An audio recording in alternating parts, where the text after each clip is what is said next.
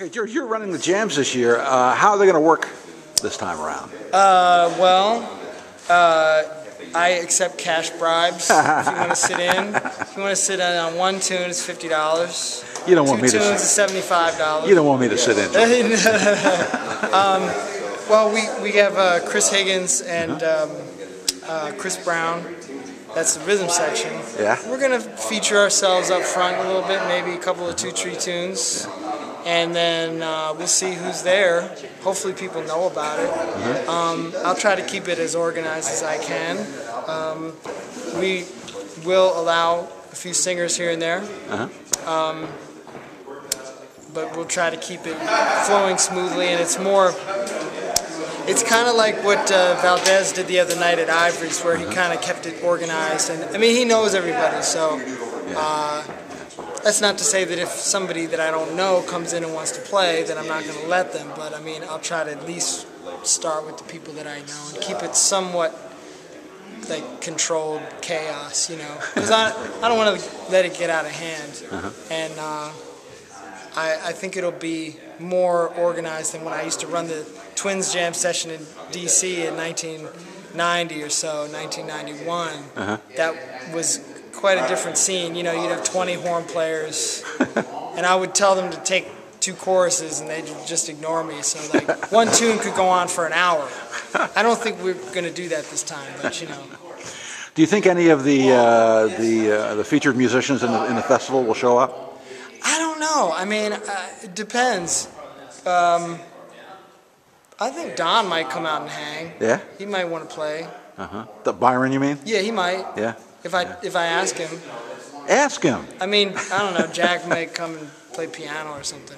He might. You never know. I mean, sometimes because you know, when we play, we kind of put everything into it. Yeah. You know. Yeah, so I mean, Matt Garrison might come. Depends on how close the hotel is. Yeah. And I think they're probably staying pretty close. If they could walk over. Yeah. You know. But no guarantees, because you never know. Sometimes, like, somebody asked me to go to a jam on Tuesday night, and, you know, I had to go back to the condo where we stay when we play at Jazz Alley, so I just, I didn't go, but, you know, depends. You got the energy. This starts a little late. Yeah. A couple years ago, Craig Handy showed up and destroyed everything. Just destroyed everything. In a good way. In a good way, yeah. Okay. It can happen, you know. I mean, a lot of times if I'm out on the road, you know, you get bored. So, especially if it's an early concert and somebody says, hey, you know, there's a jam, you say, well, I don't know. And then they say, free vodka. And then you say, I'm definitely there. Don Byron was not supposed to be here. Ravi Coltrane was supposed to be with Jack DeJohnette's band. Yeah, I think Ravi has a torn rotator cuff. That's the story. So, I mean, I think he was disappointed. But it was really last minute. Don had to basically, you know, drive through the night to make his flight. So he may still be a little burnt. But I don't know, a couple days between Seattle and here, maybe he'll be rested enough to hang out. What will he be playing? He'll be playing, what instruments? Yeah. He'll be playing E-flat clarinet and tenor saxophone. Oh, that's interesting. I mean, the E-flat is really interesting because it's kind of got this, it's very hard to control, and you just don't hear it a lot. That's like primarily, you know, there's certain specific orchestral excerpts. You know, there's Berlioz' Symphonie Fantastique, and then there's Rite of Spring, and a couple other isolated things, you know. So you don't hear it a lot. So it has a very, it's kind of piercing, but it's like, it's very intense, you know. In a way, it's more intense than B-flat clarinet, you know. And then the tenor, you know, Don has really developed his tenor playing.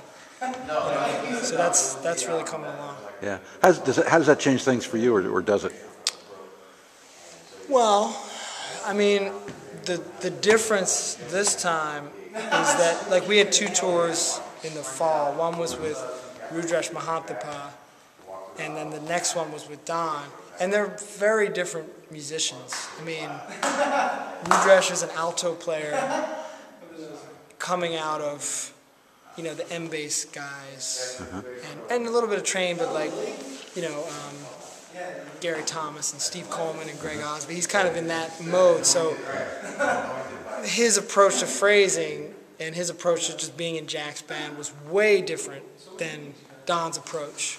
I mean, and Don's coming out of a whole bunch of things, so in some ways you never really know what to expect. But Don has a lot of energy. But Don is also, I don't know, I played with Don a lot longer. So, but I haven't played with Don as much when we were both sidemen. In fact, almost never. I mostly played with Don when he was the band leader. So it's a little bit different, but it's still fun because I think I kind of know what Don wants behind him, or my version of what he wants. You know what I mean? It's like I can play something that will make him want to play, and I kind of know. I have a much better. I'm just more in tune with how his solos tend to go. I mean, well, but then again, playing with Rudresh was cool too. I mean, they're both great, but they are very different the way they approach, you know. And then to have two different instruments, just the way they sound, and you know. But the other problem is that this band is going to play in Portland. When we played in Seattle, the first night we played free for an hour. Wow. So there's a lot of spontaneous composition going on. Much more than I've ever, probably more than any other gig that I've done. And it was really convincing. Not just to me, but the audience loved it. You know, I figured people would be like, "Oh, this sucks," you know, but people really, really loved it. They gave them a standing ovation both nights, you know. Wow. And people were loving it, so I'm hoping that the Portland crowd will be open to it. I'm sure they will be, because I mean, I think that in some ways today's jazz musician doesn't matter whether it's tunes or free. It's as long as you bring a certain intensity to it. Yeah. You know what I mean? It's going to be killing. So. You'll be playing tunes though in the jam most likely. Yes, I think we have to. Although you know when we were in Poland. We went to a jam after the concert, and it was just cats playing free. And I went up and I sat in on drums. I said, "What tune do you want to play?" They're like, "Free." I was like, "All right." So, well, free vodka though. Okay, free vodka. Okay, there you go. No free vodka, however, at the jam at the Jazz Festival. No. Oh well, I think we'll go anyway. All right.